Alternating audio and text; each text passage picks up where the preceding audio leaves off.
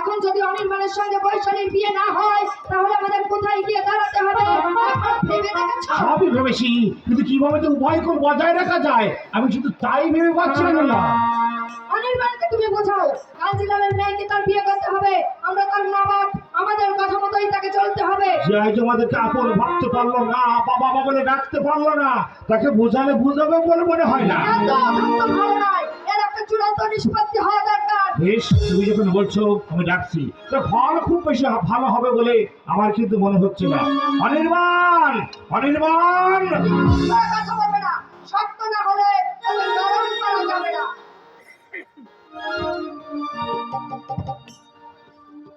আমায় ডেকেছেন? মা বাবার সঙ্গে কজন ছেলে মেয়ে আপনি আগে করে কথা বলেন? যারা আমার মতো তারা হয়তো বলে। তোমার মতো মানে তুমি কি সাধারণ ছেলে মেয়ের থেকে স্বতন্ত্র? ডেকেছেন কেন সেটা বলুন। চুপ করে আছো কেন? বলো। বৃহস্পতির বাড়িতে সেদিন তুমি আমাদেরকে অপমান করলে কেন? আমাদের মনোনীত প্রার্থীকে উপেক্ষা করে তুমি কোথাকার কোন সোনালী কেন? সোনালী কোথাকার এবং কে সেটা আপনি বুঝতে না পারলে আমার জন্মদাতা বোধহয় বুঝতে পেরেছে। জন্মদাতা, জন্মদাতা, জন্মদাতা কেন? বাবা মা বলে সম্বোধন করতে তোমার কি ঘৃণা হয়? তুমি মা বলে ডাকো না, অপচিত ব্যবহার করো। এর কারণ কি? উত্তর দাও।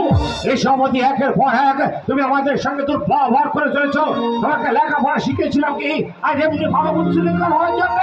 আমি তো আপনাদেরই সন্তান, আপনারা সুশৃঙ্খল হলে আমিও হতাম। মা বাবার মুখের উপরে কথা বলতে তোমার জিভে একটা মা বাপ, মা বাপ, মা বাপ, সন্তানের জন্মদানই মা বাবার একমাত্র শেষ কর্তব্য নয়। আমরা কি তোমার প্রতি কোনো বক্তব্য করিনি? হ্যাঁ করেছেন, করেছেন। জন্মের পরই আপনাদের স্নেহ ভালোবাসা থেকে বঞ্চিত করে আমাকে শিশু সদনে রেখে এসেছেন। অনেকদিন বাদে বাদে দেখা দিয়ে কর্তব্য করতে যেতেন। আমি তখন কত কেঁদেছি, কত বলেছি আমাকে বাড়ি নিয়ে চলো। তখন আমাকে ধমক দিয়েছেন, খেলনা দিয়ে ভোলাতে চেয়েছেন। আমি আমি আপনাদের চলে আসা পথের দিকে অসহায়ের মতো তাকিয়ে থেকেছি আর টুকরে টুকরে কেঁদেছি। আমরা যা কিছু করেছি তোমারই ভালোর জন্য করেছি। না, আমার ভালোর জন্য নয়। আপনারা যা কিছু করেছেন আপনাদের নিজেদের উন্মুক্ত আনন্দ উপভোগের জন্যই করেছেন। অনির্বাণ, চিরকাল যাকে দিয়ে এসেছেন অনাদর আর অবহেলা, আজ তার কাছ থেকে শ্রদ্ধা ভক্তি দাবি করেন কোন লজ্জায়? একটা কথা কান খুলে শুনে রাখুন, দান না করলে কখনো প্রতিদান পাওয়া যায় না। তুমিও যদি ভুল বুঝছো, সবার আগে তোমার মনে রাখা দরকার আমরা তোমার বাবা মা।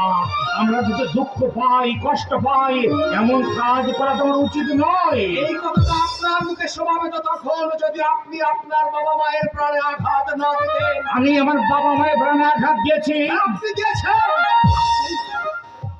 এই আপনি দিয়েছেন। সেই বাবা যে কাছ থেকে নেলাঙ্গল ঠেলে আপনাকে লেখাপড়া শেখাতে কলকাতা পাঠিয়েছিল, জমি বাধা দিয়ে নিঃস্বরিক্ত হয়ে যে আপনাকে ডাক্তারি পড়াতে চেয়েছিল, ওই বীরেশ্বর কাঞ্জিলালের বাড়িতে যাকে মুখে রূপে দেখে চিনেও আপনি না চেনার ভান করেছেন। আপনি যদি আপনার বাবার সঙ্গে এমন দুর্ব্যবহার করতে পারেন, আমি একটু বললে দোষ করব না। সত্যি সত্যি চিনতে পারিনি। শুধু ও নয়, গর্ভধারিণী আপনিও চিনেছেন। কিন্তু শাশুড়িকে যে ঝিয়ের চোখে দেখে, মুটে শ্বশুরকে সে যে শ্রদ্ধার চোখে দেখবে না, সেটা আমি ভালোভাবে জানতাম। ও, তুমি তাহলে সব কিছু জেনে শুনে বাবাকে মুখে সাথে এই বাড়িতে এনেছিলে? সাজিয়ে আনিনি, তবে আপনার বাবা এখন সত্যি সত্যি মুখে। ওহে মুটে বাপের গাড়ি চড়া বড় লোক ছেলে। বাহ বাহ বাহ, বাবা মায়ের আশা আকাঙ্ক্ষা কি অদ্ভুত রূপ আপনি দিয়েছেন। তুমি কি করছো? সমাজের বাবা মায়ের কথা তুমি মর্যাদা দিয়েছো। তুমি যার সঙ্গে তোমার বিয়ে ঠিক করেছিলাম, আর সেই তুমি কি না? আপনার বাবা মাও তো আপনার সঙ্গে একটা মেয়ের বিয়ের দিন ঠিক করেছিল। কি করেছিল না? না মানে কোথায় ছিলেন সেদিন? বিয়ের দিন গ্রামের সেই সহজ সরল মেয়েটা লাল বেনারসি পরে লাল চেলির আড়ালে মুখ লুকিয়ে বধূ সেজে বসেছিল আপনার প্রতীক্ষা। আপনি আসবেন, সোহাগ সিঁদুরে তার স্মৃতিটা রানিয়ে দিয়ে তাকে আপনার জীবন সঙ্গিনীর মর্যাদা দেবেন। সেই মেয়েটার আকুল চোখ দুটি সেদিন অবাক হয়ে তাকিয়েছিল আপনি কখন আসবেন, কিন্তু আপনি আসেননি। তার জীবনের স্বাদ, স্বপ্ন, আশা, আকাঙ্ক্ষাকে আপনি সেদিন দুপায়ে মারিয়ে দিয়েছিলেন। সেই কচি মেয়ের বুকটা আপনি সেদিন ভেঙে খান খান করে দিয়েছিলেন। সেই মেয়েটার সেদিন কি পরিণতি হয়েছিল এই সমাজের বুকে, আপনার মা বাবার মান মর্যাদা কোন পর্যায়ে পৌঁছেছিল, তাকে আপনি একবার ভেবে দেখেছিলেন? আমার ব্যবহারে কষ্ট পাওয়া আপনাদের কিন্তু মোটেও উচিত নয়, বলো। কারণ আপনারা আমাকে যা যা দেখিয়েছেন আমিও ঠিক তাই তাই দেখিয়ে গেলাম। অনির্বাণ,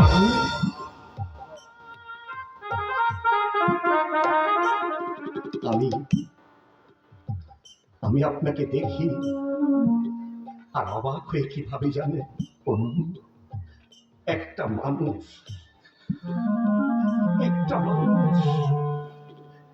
এতটা বেঈমান, এতটা বিশ্বাসঘাতক, এতটা স্বার্থপর কি করে হতে পারে আপনি বলতে পারেন? কি অপরাধ করেছিল আপনার বাবা? কি অপরাধ করেছিল আপনার মা? আপনার মা 10 মাস 10 দিন এই গর্ভে ধারণ করে পৃথিবীর সমস্ত নরক যন্ত্রণা ভোগ করে আপনাকে পৃথিবীর আলো বাতাস দেখিয়েছিল, এটাই তো অপরাধ। বুকের সুধা তিল তিল করে পালন করিয়ে আপনাকে ছোট থেকে বড় করেছিল, এটাই অপরাধ। শীতের রাতে বুকে জড়িয়ে ঘুম পালাতো, এটাই অপরাধ। আপনার বাবা আপনাকে কাঁধে করে সারা গ্রাম ঘুরিয়ে নিয়ে বেড়াতো, কাঁধে করে স্কুলে পৌঁছে দিত, এটা অপরাধ। জমি বাধা দিয়ে নিঃস্বরিক্ত হয়ে আপনাকে ডাক্তার বানাতে চেয়েছিল, এটাই তো অপরাধ। নিজের সর্বস্ব খুঁয়ে আপনাকে সমাজের বুকে প্রতিষ্ঠিত করতে চেয়েছিল, এটাই তো অপরাধ। আপনাকে মানুষ করতে চেয়েছিল, এটাই তো অপরাধ। এটা যদি তাদের অপরাধ হয়, এটা যদি আপনার বাবা মায়ের অপরাধ হয়, সেই একই অপরাধে তো আপনারও অপরাধ। অনির্বাণ, তাই যে অপরাধের শাস্তি আপনি আপনার বাবা মাকে দিয়েছেন, সেই একই অপরাধের শাস্তি আপনাদের পেতে হবে। একটা কথা কান খুলে শুনে রাখুন, আমার গর্ভধারিণী এবং জন্মদাতা, শাস্তি আপনাদের অনিবার্য।